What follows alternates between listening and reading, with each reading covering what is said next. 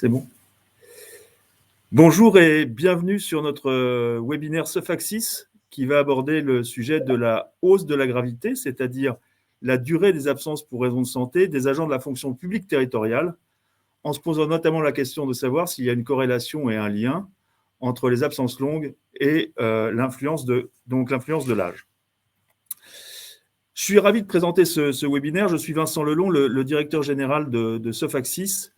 Et j'ai la chance d'être accompagné dans ce webinaire par deux invités. D'une part, Florence Galzin. Florence, vous êtes présidente du Centre de gestion de la fonction publique territoriale du Loiret et maire de Châteauneuf-sur-Loire. Bonjour Florence. Bonjour à tous. Olivier Ducrot. Olivier, vous êtes directeur général du Centre de gestion de la fonction publique territoriale du Rhône et de la métropole de Lyon et président de l'ANDCDG. Bonjour Olivier. Tout à fait, merci. Bonjour à toutes et à tous. Alors, un petit mot déjà peut-être sur Reliance et sur Sophaxis.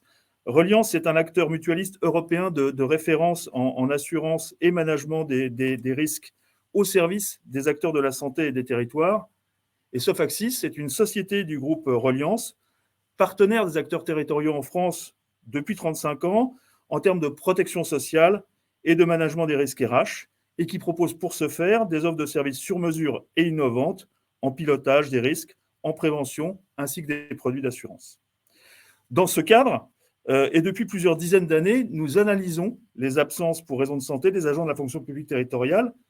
Nous produisons chaque année, en été, un panorama des absences pour raisons de santé des agents de la fonction publique, et nous réalisons également des études ciblées.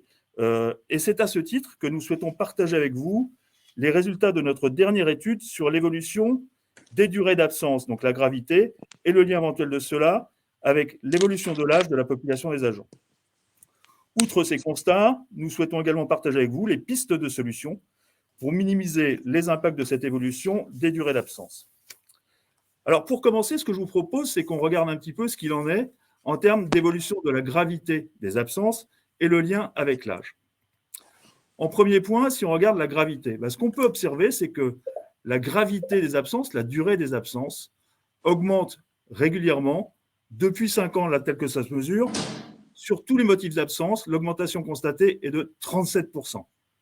Alors, sur ces 37%, vous constatez en 2018 une rupture qui est liée à la réinstauration du jour de carence, ce qui fait qu'un certain nombre d'arrêts de petite durée ont disparu, qui mécaniquement a augmenté la durée moyenne des absences. Cela étant, ce n'est pas la seule raison qui explique ce phénomène. Et il y a donc une dégradation plus régulière et plus vaste des durées d'absence. On constate sur 10 ans que les durées d'absence se sont dégradées d'environ 30%. Et ça pour tous les motifs. Si l'on regarde plus particulièrement sur les jours d'absence de la maladie ordinaire, vous savez que la maladie ordinaire, c'est à peu près 8 arrêts sur 10. Et quand on regarde la part des arrêts longs dans ces absences de maladie ordinaire, on se rend compte que les arrêts de plus de 180 jours, qui représentaient un peu moins de 14% en 2015, représentent en 2020 plus de 25%. Donc finalement, ce qu'on peut constater, c'est qu'on a des arrêts qui s'aggravent en termes de durée et qui s'aggravent en termes de fréquence. Maintenant, regardons si cela a un lien avec l'âge. Ce qu'on voit de façon évidente sur le graphe qui est à gauche, c'est que la durée moyenne des arrêts augmente selon l'âge. Et vous voyez que cette augmentation, elle est régulière à partir du début, donc des 25 ans jusqu'aux 50-59 ans. On voit une augmentation régulière. La baisse qu'il y a sur la fin est liée au fait que sur la tranche d'âge supplémentaire, il y a des départs en retraite qui tronquent les durées d'arrêt. Mais finalement, la durée moyenne d'arrêt augmente régulièrement avec l'âge. Et ça, c'est également vrai sur l'âge moyen des agents. On constate depuis 5 ans que l'âge moyen des agents absents a augmenté de 3 ans, ce qui est en fait complètement lié au vieillissement de la population des agents. Et finalement, 48% des agents absents ont plus de 50 ans, et ça c'est vrai, quel que soit le motif d'absence. Si l'on regarde maintenant la part des agents les plus âgés dans les agences les plus longues, là aussi, le constat est le même. Et finalement, 60% des agents absents pour les arrêts les plus longs ont plus de 50 ans, ce qui est vrai et en MO et en AT, ce qui représente 2/3 des cas dans la longue maladie, longue durée. Donc finalement, ce qu'on constate, c'est qu'il y a un vrai lien, une vraie corrélation entre la durée des absences et l'âge des agents. Alors du coup, on peut se dire, mais que devient l'âge des agents. Alors, excusez-moi, j'ai oublié un petit point, c'est que cet élément-là a un élément important sur la sécurité financière et le pouvoir d'achat des agents. Puisque finalement, la part des indemnités en demi-traitement passe de 36% à 44% en 5 ans, c'est-à-dire une augmentation de 22%. Si on regarde maintenant l'évolution de la population des agents, c'est-à-dire la pyramide des âges, ce qu'on constate, c'est que cette pyramide des âges, elle se déforme régulièrement depuis 5 ans, et on voit que déjà par rapport aux autres versants, elle est très tassée vers le haut, et ça s'aggrave encore sur les années qui suivent. Et cet élément-là ne va pas s'arranger avec les réformes des retraites.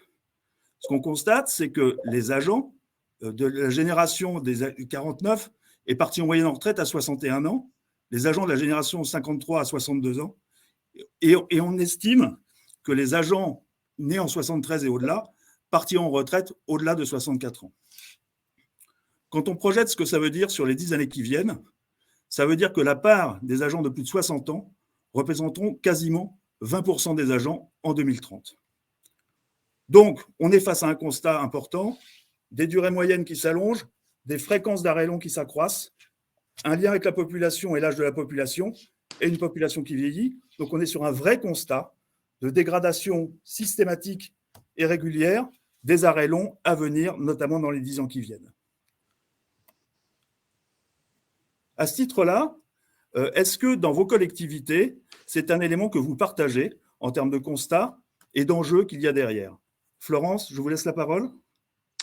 Oui, écoutez, bonjour à tous. Alors, le constat, je pense qu'il est le même dans nos collectivités. En tous les cas, au niveau du centre de gestion, je pense qu'on a à peu près le même constat. Et ça a le mérite de regrouper des collectivités de diverses strates. Bon, la difficulté quand même, c'est qu'au-delà de la maladie, on a globalement une population d'agents, on le sait, où la démographie est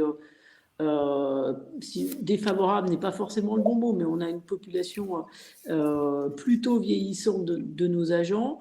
Donc effectivement, la corrélation, je pense que elle est réelle. Bon, sur la maladie ordinaire, j'aurais tendance à dire, effectivement, on le constate. Les solutions, on en parlera peut-être ensuite, mais le constat, il est réel. Ce qui est peut-être un peu plus gênant, c'est la corrélation entre la durée ou les arrêts dus aux accidents de travail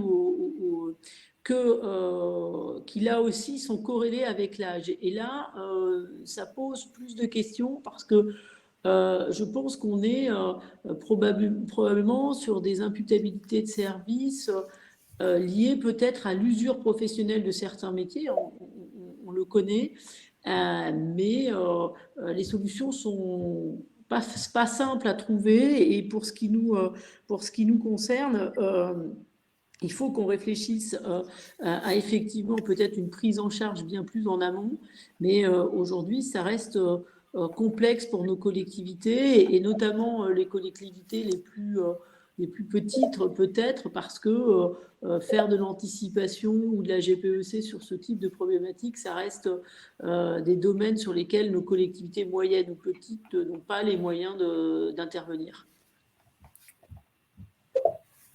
Merci Florence. La problématique sur les petites collectivités, ça induit, j'imagine, le rôle derrière que peuvent jouer les CDG. Mais avant d'aller sur les solutions, Olivier, est-ce que sur ces éléments-là, sur ces éléments de constat, vous avez aussi des éléments à partager? Oui, ce sont des constats mathématiques qui s'imposent à nous et qui montrent que la difficulté est devant nous. Quand on pense qu'on aura une augmentation de 70% de départ en retraite d'ici 2030 et que pourtant la part des agents de plus de 60 ans va passer de 9% aujourd'hui à 20%, on s'aperçoit le déséquilibre fort des pyramides des âges vers les agents les plus âgés. Alors, ici, on s'aperçoit que les différentes réformes des retraites, en attendant certainement la prochaine, ont été très efficaces. Vos chiffres ont montré l'augmentation forte, rapide de l'âge de départ à la retraite. Alors, même si on a la chance dans la fonction publique de ne pas connaître les phénomènes du privé, on considère qu'à 55 ans, on n'est plus bon à rien. D'ailleurs, ça nous fait un beau potentiel de recrutement d'agents expérimentés du secteur privé, je ferme la parenthèse. On a cette difficulté, effectivement, de s'apercevoir que cet allongement de la vie au travail est corrélé, effectivement, avec un allongement des arrêts. Il est corrélé avec un allongement des arrêts. Moi, je donnerai un seul exemple qui est tiré du panorama de l'emploi territoriale, c'est l'agglomération des bourses de l'emploi, des centres de gestion qui nous permet d'avoir des statistiques sociales avec des chiffres très récents. Je dirais un mot simplement sur les retraites pour invalidité. Les retraites pour invalidité aujourd'hui représentent plus de 10% des motifs de retraite, alors qu'on a une CNRACL qui est très vigilante par rapport à ces motifs-là. On avait 3800 départs pour retraite pour invalidité en 2015, 4000 en 2017, 5600 en 2019. C'est une augmentation de 42% en 2 ans qui montre bien que, malheureusement, cet allongement de la vie au travail se traduit par des inaptitudes lorsqu'on arrive à passer les 60 ans. Oui, Florence. Peut-être un mot là-dessus. J'entends sur les retraites pour invalidité, et on sait, je partage que la CNRACL est plutôt très stricte sur ce genre d'octroi de retraite pour invalidité.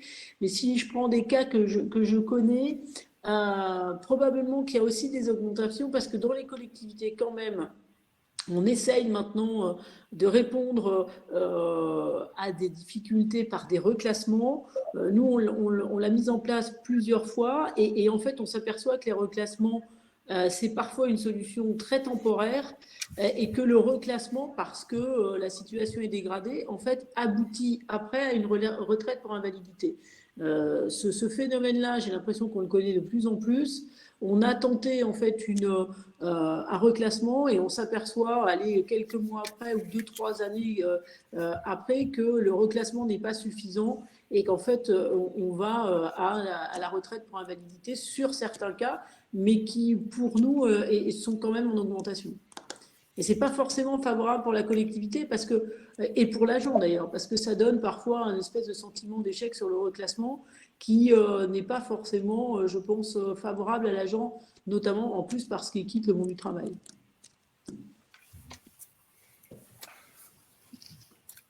Merci Florence. Le reclassement, c'est effectivement un vrai sujet. Je crois aussi que dans vos propos, vous partagez tous les deux le constat de cette aggravation et ce lien avec le vieillissement. En fait, ce n'est pas une fatalité, mais c'est un fait. Et je crois que vous l'avez dit, Florence, dans votre intervention, il y a un vrai enjeu de prise en compte et notamment d'anticipation de ces éléments-là et de mise en place des actions adaptées. Dans le cadre des actions adaptées, je voulais en développer 2, mais je vous laisserai surtout le temps de nous parler de la façon dont vous abordez ces sujets-là dans vos collectivités. Mais je voulais d'abord vous parler d'employabilité. Le sujet de l'employabilité, et notamment dans le cadre d'une population qui travaille, une population de plus en plus âgée qui travaille de plus en plus longtemps, ce sujet de l'employabilité prend tout son sens et on pourrait même parler d'employabilité durable. Alors, l'employabilité, peut-être déjà quelques petits points de précision. Ce n'est pas que l'histoire d'une rencontre d'un individu et d'un emploi. Pour que cette rencontre se fasse, il y a plusieurs variables qui sont à prendre en compte. Il y a d'abord des variables individuelles dans lesquelles rentrent l'âge, le sexe, l'état de santé, l'estime de soi, la motivation, le soutien social, les compétences bien évidemment dont on dispose. Et ces variables individuelles se rapprochent des dispositifs opérationnels que l'on met en place dans les collectivités autour des agents, c'est-à-dire les dispositifs d'accompagnement qu'on peut mettre en place, la politique managériale et notamment comment les managers sont sensibilisés à ces enjeux à la fois de QVCT, de maintien dans l'emploi et d'employabilité, et bien évidemment la politique RH qui va autour de ça. Et puis, il y a un environnement un peu plus vaste en termes de dimension environnementale, voire étatique, quels sont les dispositifs réglementaires, quels sont les accords nationaux qui permettent de favoriser cette employabilité. Et puis, sur la localisation même de l'emploi et de la collectivité, c'est dans le territoire sur lequel on se trouve, quelle est la démographie, quelle est l'attractivité du territoire et de quelle offre de formation on dispose pour être à jour au mieux ou se redévelopper sur d'autres compétences. Donc finalement, d'une certaine façon, ce qu'on peut dire, et si on peut reprendre une définition de l'employabilité, l'employabilité, ce sont les compétences et qualifications transférables qui renforcent la capacité d'un individu à tirer parti des possibilités d'éducation et de formation qui se présentent pour trouver un travail décent et le garder, progresser dans l'entreprise ou en changeant d'emploi, ainsi que s'adapter aux évolutions de la technologie, et des conditions du marché du travail. Alors, cette définition-là, vous voyez, elle date de 2004, donc elle a quasiment 18 ans maintenant, mais elle est d'autant plus d'actualité aujourd'hui dans un monde de travail qui se transforme, notamment sous la pression de tout ce qui est transformation digitale. Et cette transformation digitale, on peut voir qu'elle a été encore accélérée par la période de crise sanitaire Covid que nous traversons. Alors, si ça, c'est ça l'employabilité, qu'est-ce qu'il faut faire pour agir sur l'employabilité en acte? Finalement, agir sur l'employabilité, c'est permettre 3 choses. C'est permettre à l'agent de s'épanouir dans son travail, c'est lui permettre de progresser dans sa carrière, et c'est lui permettre éventuellement, si nécessaire, de retrouver un travail, y compris au sein de la collectivité, ce qu'on appelle le reclassement, qui est un point que Florence a abordé tout à l'heure. Alors, s'épanouir dans son travail, c'est agir sur les conditions de travail et aménager les postes de travail de façon à ce que l'agent puisse rester le plus longtemps possible sur son travail, c'est de former les encadrants comme acteurs de la QVCT, et ça c'est notamment vis-à-vis du management, c'est de reconnaître et valoriser les compétences et la qualité du travail des agents, c'est d'offrir des espaces d'échange sur le travail et son évolution, c'est d'être au fait et savoir ce qu'il peut être fait et comment ça peut changer demain, et bien évidemment, c'est de maintenir les compétences en tenant compte des évolutions technologiques, du télétravail par exemple, ou du numérique. Progresser dans sa carrière, c'est donner à l'agent la capacité à développer des compétences en phase avec les besoins identifiés d'évolution des métiers et des besoins de la collectivité. C'est de mettre en place des entretiens professionnels qui incluent la notion d'évolution de carrière et d'anticiper tout ce qui a lieu à l'usure professionnelle. C'est de mettre en place des entretiens de carrière, c'est multiplier et développer les expériences de découverte, et c'est de développer le tutorat. Et enfin, retrouver un travail, et donc là on est effectivement sur le reclassement, c'est mettre en place des dispositifs de reclassement et de retour à l'emploi, c'est d'accompagner les mobilités, qu'elles soient contraintes ou choisies, et d'accompagner l'agent pendant et après son arrêt de travail. Et enfin, c'est de développer des entretiens de réaccueil suite aux arrêts longs. Voilà, ces dispositifs, ils permettent donc de construire et de favoriser une employabilité, et une employabilité qui dure, puisqu'on est maintenant confronté à des populations de plus en plus âgées et qui travaillent de plus en plus longtemps. Le deuxième point en termes de solution dont je voulais parler et que je n'ai pas réabordé là en slide, c'est le sujet de la protection sociale. On sait que 3/4 des agents sont catégorisés, donc avec un faible pouvoir d'achat, et on a vu sur les slides précédents que les arrêts longs font que la part des passages en demi-traitement sont de plus en plus fréquents. Ce qui veut dire qu'on peut se retrouver dans des conditions de précarité financière extrêmement fortes, puisqu'un passage à demi-traitement d'un agent en catégorie C ne lui permet à peine de subvenir à ses besoins en termes de logement, de vêtements et de nourriture. D'où l'enjeu fort de la protection sociale, et notamment donc de l'ensemble des réflexions et des actions en cours sur la réforme de la fonction publique, de la protection sociale complémentaire, de la fonction publique, notamment sur les versions territoriales, points sur lesquels Florence et Olivier, j'aimerais effectivement écouter aussi votre point de vue. Alors, donc ce que je propose, Florence, c'est qu'on vous donne la main sur les solutions que de votre côté, vous avez mis en place ou souhaitez mettre en place pour pallier à ces éléments-là, et si vous avez un moment, pouvoir aborder aussi le sujet de la PSC. Alors, sur l'employabilité ou sur, on va dire, les solutions pour éviter, on va dire, ces arrêts longs, on n'a pas de solution toute faite. Je le disais quand on préparait cette intervention, je pense que les solutions, elles sont multiples et elles sont surtout de notre part et du côté employeur. C'est aussi à nous peut-être de prévoir à les adapter en fonction des types d'arrêts, parce qu'ils sont divers, et aussi en fonction des métiers. Parce que je pense qu'on sait très bien que quand même des agents arrivent dans nos collectivités, même jeunes, qu'on a des problématiques sur un certain nombre de métiers de vieillissement, je pense, ou d'usure professionnelle, je pense à nos animateurs, à nos ATSEM, on sait que quoi qu'il arrive, ce sont des métiers qui, quand on passe un certain âge, deviennent excessivement difficiles à continuer à être au quotidien auprès notamment des enfants, si je prends cet exemple-là.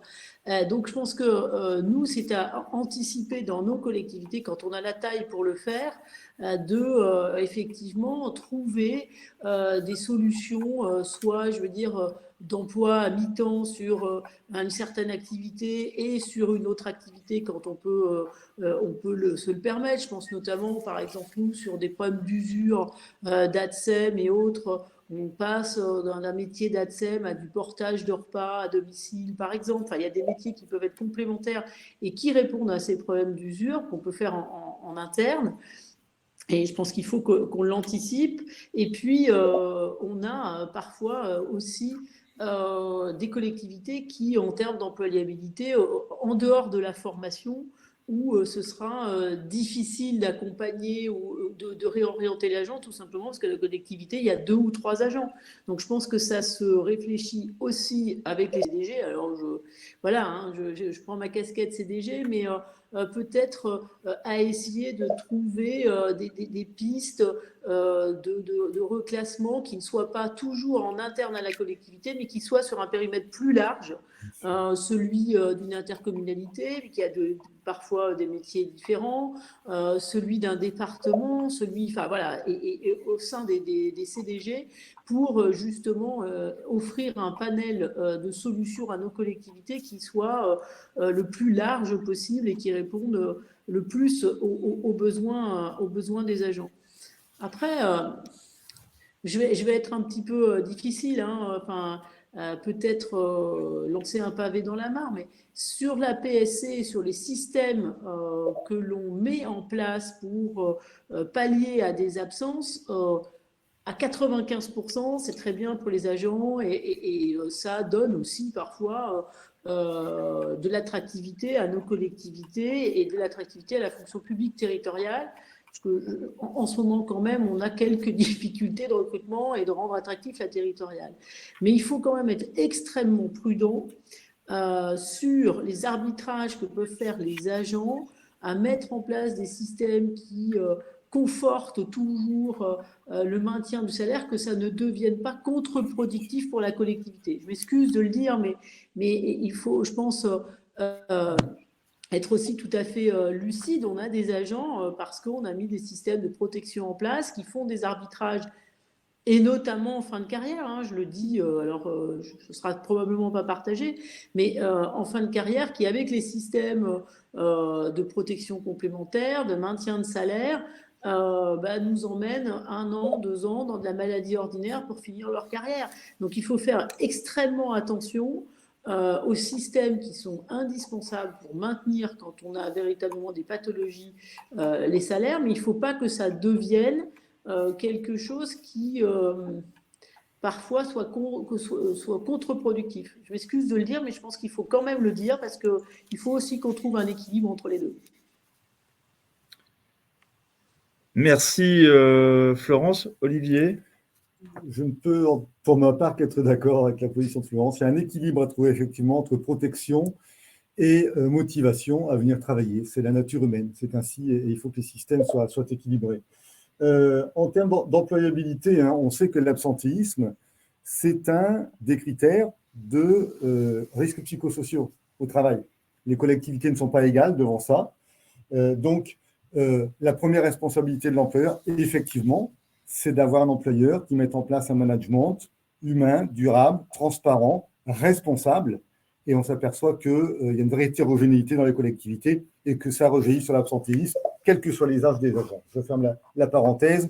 À partir du moment aussi où on arriverait un jour à responsabiliser les médecins de famille qui donnent des arrêts de travail sur des déclaratifs. Mais c'est un sujet mineur. Pour revenir sur la GPEC et la prévention par rapport à l'avancement dans l'âge, Florence l'a dit, c'est un très joli mot, la GPEC. On progresse dans la FPT, pas suffisamment. Je crois que le CNFPT pourrait avoir un grand rôle à tenir là-dedans.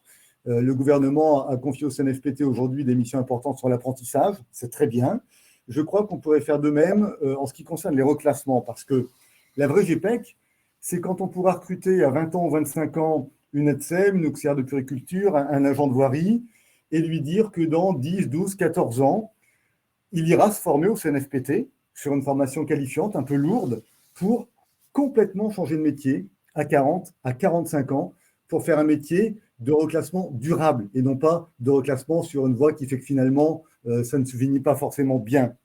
Nous, on le fait dans le Rhône avec le CNFPT sur de la dentelle de Calais, hein, sur des effectifs d'une quinzaine d'agents qui sont en reclassement, avec la formation administrative théorique, état civil, compta, RH, et surtout avec des stages pratiques dans les collectivités.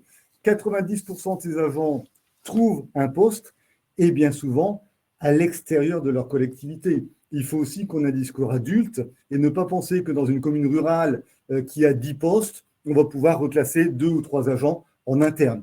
Il y a aussi cette réalité-là et il faut qu'on soit responsable et qu'on le dise. La prévention, c'est quand même important parce que là aussi, on en parle beaucoup. La majorité de l'état des agents dans les collectivités, c'est ce que l'employeur en a fait. Il suffit de voir le nombre de collectivités qui ne se sont pas dotées d'un document unique de prévention des risques pour se dire qu'on doit rougir de cette situation actuelle. On a des employeurs sensibilisés et puis on a les autres. Le même employeur qui ne donne pas les moyens d'équipement, de travail, de prévention, c'est le même employeur qui ne va pas accorder une promotion interne à un agent méritant en se disant qu'il va faire des économies à court terme. Ah oui, à court terme, il a fait des économies. Et après, soit l'agent par ailleurs dans une collectivité qui a un meilleur management, soit il se retrouve cassé et inemployable parce qu'on n'a pas fait suffisamment d'efforts de prévention. Donc là-dessus, c'est aussi une responsabilité sociétale, collective d'employeurs et budgétaire. Il faut le dire aussi, là-dessus aussi, je crois que les centres de gestion ont des inspecteurs qui contrôlent, mais aussi qui font beaucoup d'assistance, beaucoup de conseils, et qui sont vraiment aux côtés des collectivités dans leur politique de prévention. Il faut aussi qu'on se modernise dans nos façons de travailler. Il y a plein d'exemples sur lesquels on peut réfléchir actuellement. Moi, j'en donnerai 2. L'échauffement musculaire avant de prendre un travail physique, c'est quelque chose qui existe dans des pays, qui est vulgarisé, qui ne l'est pas chez nous. Les exosquelettes, nous, on a eu des démonstrations d'exosquelettes pour les agents des services techniques qui ne doivent pas leur servir à faire plus dans le même nombre d'heures, mais simplement à soulager le squelette sur les activités. Donc, regardons aussi ce qui peut soulager les difficultés physiques au travail. L'absentéisme, vous l'avez dit, c'est un fait. Pour moi, ce n'est pas une fatalité. Encore une fois, on s'aperçoit qu'il y a une vraie hétérogénéité des chiffres d'absentéisme. L'absentéisme, il est multicause. Je crois qu'un employeur ne doit pas se prendre pour un médecin, parce qu'on peut avoir de grandes déconvenues. Par contre, il a un rôle d'employeur pour traiter cet absentéisme multicause par des solutions multiples. Et là aussi, les centres de gestion, de plus en plus, se dotent de pôles santé avec des spécialistes polyvalents, des médecins de prévention, des assistants sociaux du travail, des psychologues du travail, des préventeurs, des ergonomes, qui font qu'on arrive à traiter les choses en termes de prévention, avec les partenaires aussi, que sont les courtiers, que sont les mutuelles, que les FIP-HFP, très importants en matière de maintien dans l'emploi.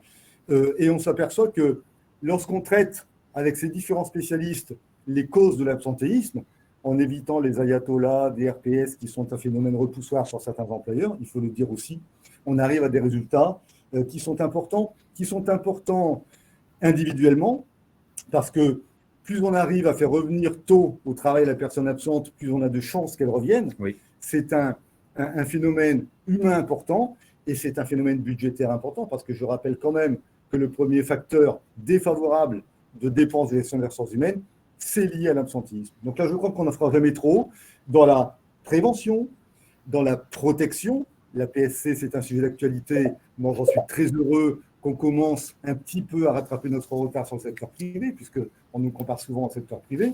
Et cette fois-ci, c'est quand même très défavorable à la fonction publique. Et aussi en termes de contrôle. Je crois que la nature humaine, elle en a besoin. Le CEDJ du Rhône a développé, c'est le seul centre pour l'instant, mais je pense que ça va faire des émules, un service de médecine statutaire et de contrôle des arrêts de travail, où dans 40% des cas, après le contrôle, il y a une prescription de reprise du travail à l'issue de l'arrêt. Et ça, je pense que c'est très important aussi, lorsqu'une minorité d'agents s'enferme dans un absentéisme qui n'est plus justifié de pouvoir le contrôler. Mais encore une fois, c'est bien sûr une minorité du sujet par rapport à la majorité du travail de prévention et de protection qu'on se doit d'accorder à nos agents. Oui, on voit sur ce sujet-là du contrôle, où, alors, vous l'abordez là sous l'angle de la médecine statutaire. Et il y avait le sujet dont Florence parlait sur la PSC, c'est-à-dire ces dispositifs de maintien de salaire. il y a un vrai sujet, effectivement, de s'assurer que ces dispositions-là ne font pas rentrer dans une situation de confort. Mais encore une fois, nous, où on intervient tout autant sur le privé que le public, c'est un sujet que la fonction publique se pose aujourd'hui, mais c'est un sujet qui se traite également aussi sur le privé d'une certaine façon. On voit bien que on y arrive, c'est-à-dire que ça ne met pas en place des rangs de situation et qu'il faut juste être vigilant sur le niveau d'indemnisation qu'il faudra donner aux agents dans le cadre de cette réforme. Niveau d'indemnisation et donc de cotisation. Et aussi, il y a un équilibre à trouver par rapport au budget de l'agent. C'est clair. C'est clair. Donc finalement, dans vos interventions, moi j'ai entendu plusieurs points. Il y a le sujet de l'anticipation. Ce n'est pas quelque chose qu'on voit arriver tout d'un coup et ça s'anticipe. Et on voit bien que d'ailleurs les chiffres nous font dire qu'il y a des choses à traiter. C'est des faits et pas des fatalités. Je rejoins ce que vous avez dit, Olivier, sur ce sujet-là. Anticiper veut dire aussi du préventif. Ça veut dire qu'il faut rentrer dans ces opérations de prévention. Ça, c'est important. Vous avez parlé des sujets de prévention et de protection, et puis après des sujets d'action, dont le reclassement ou alors un certain nombre de dispositifs. Et là, ce qui est intéressant dans ce que vous dites tous les deux, c'est que autant c'est vraiment des choses à faire, sauf que les collectivités, selon leur taille et leur capacité, ne sont pas toutes en capacité de le faire. Et c'est là où on voit tout le rôle et toute l'importance des CDG dans cette capacité à disposer pour le compte d'un ensemble de collectivités d'une batterie de moyens qui permettent à chacun, quelle que soit sa taille, d'agir de façon adaptée. Et puis finalement, tout ce que vous dites là, c'est certes valable finalement pour l'intégralité des agents et l'intégralité de la problématique de l'absentéisme. Le cas particulier de la seniorisation, j'allais dire, de la population fait que la part d'arrêt long va continuer à augmenter. Et souvent, on se rend compte que sur les seniors, les arrêts sont moins fréquents, mais plus longs. Donc, ça va amener une mutation des dispositifs à mettre en place. Juste pour compléter, peut-être, si je peux me permettre, je pense qu'on a intérêt dans nos collectivités, avec les CDG, sur des métiers, je le disais tout à l'heure, dont on sait qu'on va vers une usure professionnelle en fin de carrière, à inciter les agents, quand ils rentrent sur ces métiers-là, à 30 ans, à 40 ans, de bien leur dire, attention, à 55 ans, on sait qu'une ATSEM, un garçon, une femme qui était aux espaces verts a des difficultés de vieillissement sur ces professions, et peut-être d'anticiper en leur disant, écoutez, quitte à leur faire même des séances de réflexion sur, voilà, dans 10 ans, dans 15 ans, qu'est-ce que vous voulez faire, qu'est-ce que vous pensez pouvoir faire, et les amener comme ça au fil du temps vers une réflexion sur leur évolution de carrière, qu'ils ne soient plus dans leur métier initial. Mais je pense qu'il faut le faire pour les agents. Il faut qu'on fasse cet effort de réflexion et qu'on les accompagne dans cette réflexion pour que la rupture ne soit pas brutale, parce que trop souvent, on se retrouve avec des agents avec des pathologies d'usure au travail qui sont un peu brutales. On arrive à l'arrêt maladie et on dit, voilà, aujourd'hui, demain, tu ne pourras plus être aux espaces verts, tu ne pourras plus être ATSEM. Donc maintenant, du jour au lendemain, il faut évoluer et choisir un autre métier. Si on pouvait anticiper sur des formations et sur leur propre réflexion sur qu'est-ce que je veux faire à 10 ans, à 15 ans, je pense qu'on y gagnerait notamment sur l'aspect psychologique, avec peut-être une acceptation des agents sur une évolution de métier qui ne soit pas, on va dire, imposée et subie.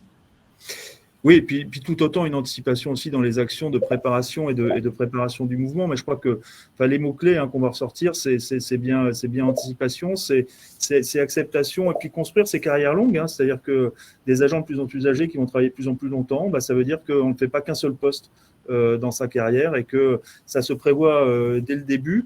Et ça rejoint un sujet qu'Olivier vous avez abordé aussi, c'est que anticiper, y passer du temps, c'est une certaine façon d'investissement aussi, c'est de se dire le temps qu'on y consacre, peut-être qu'il coûte sur le moment, mais il rapportera beaucoup par la suite. Absolument. Attention aux fausses économies. Je vois les collègues dans le chat disent on fait de la réparation, on ne fait pas de la prévention. On intervient quand il est trop tard, et comme le dit Florence, pour l'agent, c'est violent, effectivement.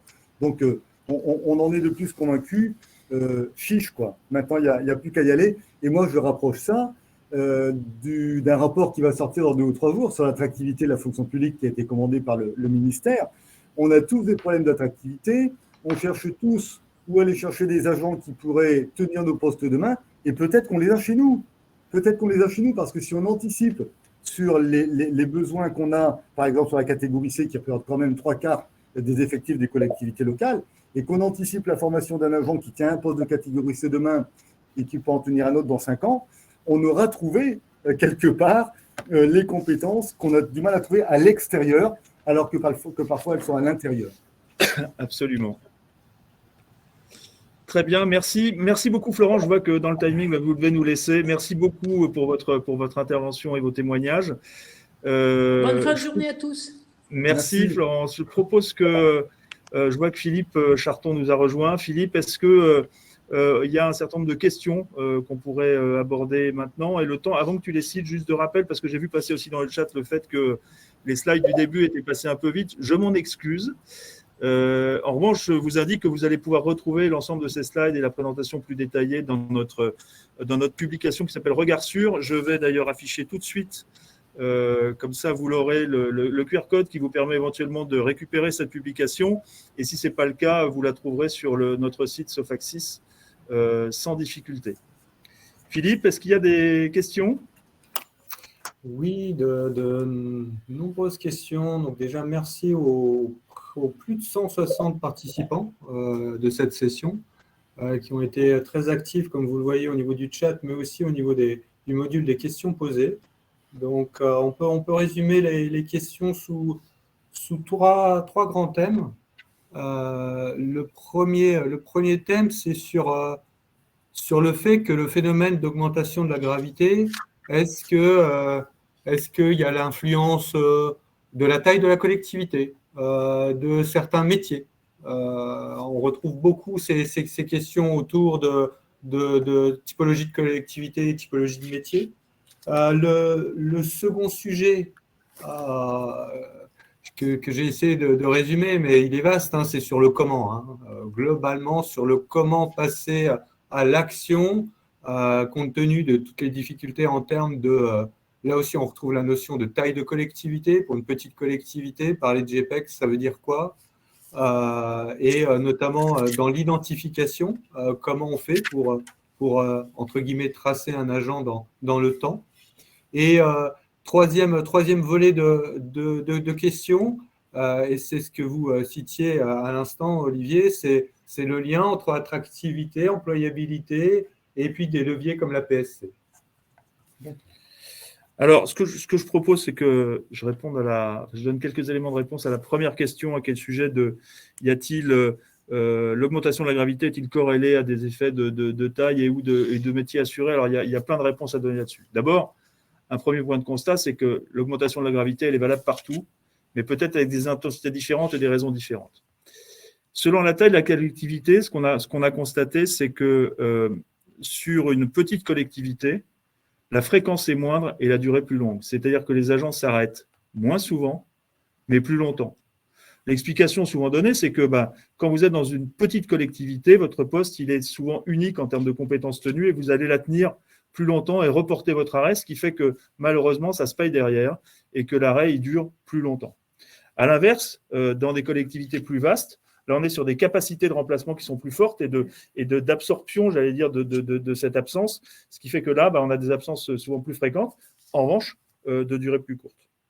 Ça, c'est un premier point. Le deuxième point sur la nature des métiers, c'est que effectivement, les métiers qui sont des métiers à pénibilité, qu'elles soient physiques ou psychologiques, présentent des notions de gravité d'arrêt plus fortes. Donc, pénibilité physique ou psychologique, c'est les métiers physiques d'une part, et puis les métiers en contact avec le public qui parfois provoquent un niveau de stress assez fort. Donc, on a constaté un différentiel, mais d'un autre côté, quand on prend les métiers administratifs et de management, ils sont soumis aussi à des pressions psychologiques. Et on peut dire que dans la période qu'on a vécue et qu'on vit encore, espérons pour peu de temps en termes de crise sanitaire, ces métiers-là aussi ont été mis à rude épreuve. Et là, pareil, on a constaté une évolution. Donc, oui, il y a des différences, si ce n'est que globalement, on est quand même sur une tendance d'aggravation et que l'un dans l'autre, selon les événements, ces différents métiers ou différentes dispositifs, catégories qui sont soumis à des pressions plus fortes en termes de durée d'arrêt. Est-ce que Olivier voulait rajouter quelque chose là-dessus? Non, je crois que sur la taille des collectivités, vous avez dit ce qui est réel, hein, Vincent. Après, certains métiers plus atteints que d'autres, oui, effectivement, les métiers à usure physique, il n'y a pas de secret, hein, on les connaît tous, on les a repérés, soit en termes de posture, soit en termes de port de charge. Ensuite, on est sur des métiers plus exposés psychiquement, hein, surtout sur les métiers médico-sociaux.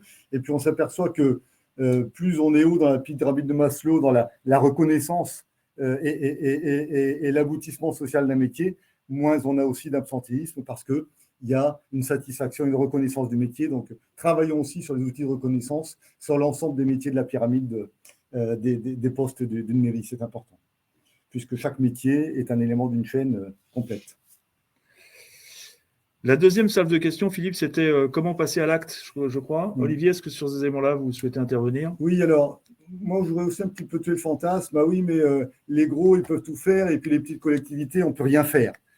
Si on se dit ça, on passe à 1500 mairies en France avec 15-20 000 habitants minimum, et tout va bien. Je ne crois pas que ce soit le modèle français. Donc, à partir du moment où on veut défendre la proximité rurale, la vie autour d'un clocher, il faut aussi accepter que la petite collectivité, bien évidemment, elle n'a pas les moyens d'avoir des experts en santé dans son service RH comme la moyenne de la grande collectivité. Et il faut effectivement là que le CDG, que le CNFPT à son niveau, prennent toute leur place, tiennent tout leur rôle. Nous, on a des conventions formidables avec le partenaire que le FIP-HFP, avec nos psychologues du travail.